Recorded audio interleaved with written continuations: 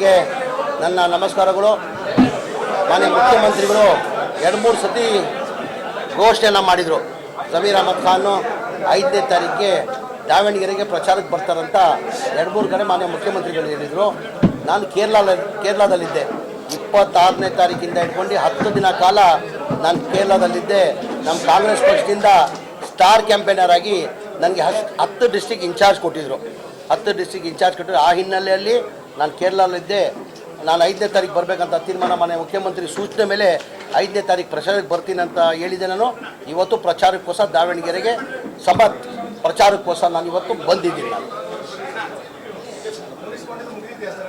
ಯಾರು ಹೇಳಿದ್ದು ನಿಮ್ಗೆ ಮುಗಿಸ್ಕೊಂಡಂತ ನೀವು ಮಾಧ್ಯಮದಲ್ಲಿ ಸೃಷ್ಟಿ ಮಾಡಿರೋದು? ನಾನು ಯಾವತ್ತೂ ಮುಗಿಸ್ಕೊಂಡಿಲ್ಲ. ನಾನು ಮಾಧ್ಯಮದಲ್ಲೂ ನಾಮಿನೇಷನ್ ಹಾಕುವಾಗ ಸ್ವಲ್ಪ ಸುಮ್ಗಿರಪ್ಪ. ನಾಮಿನೇಷನ್ ಹಾಕಿದ್ದಿನ ನಾನು ಮಾನ್ಯ ಮುಖ್ಯಮಂತ್ರಿಗಳ ಜೊತೆಯಲ್ಲಿ ಬರಬೇಕಾಗಿತ್ತು. ನನ್ನ ಕ್ವಶನ್ ಇತ್ತು, 3 ಕ್ವಶನ್ಸ್ ಇತ್ತು. ಅಲ್ಲೇ ಮಾಧ್ಯಮದಲ್ಲಿ ವಿಧಾನಸೌಧದಲ್ಲಿ ಹೇಳಿದೆ ಮಾಧ್ಯಮದವ್ರಿಗೆ. ನಾನು ಆ್ಯಕ್ಚುಲ್ ಕ್ವಶನ್ ಇದ್ದಿದ್ದಕ್ಕೆ ಕಾರಣಕ್ಕೆ ನಾನು ಹೋಗಕ್ಕೆ ಸಾಧ್ಯ ಆಗಿಲ್ಲ. ನಾನು ಚುನಾವಣೆ ಪ್ರಚಾರಕ್ಕೆ ಹೋಗ್ತೀನಿ, ಗೆಲ್ಸ್ಕೊಂಡೇ ಬರ್ತೀನಿ ಅಂತ ಹೇಳಿದ್ದೀನಿ. ನಾನು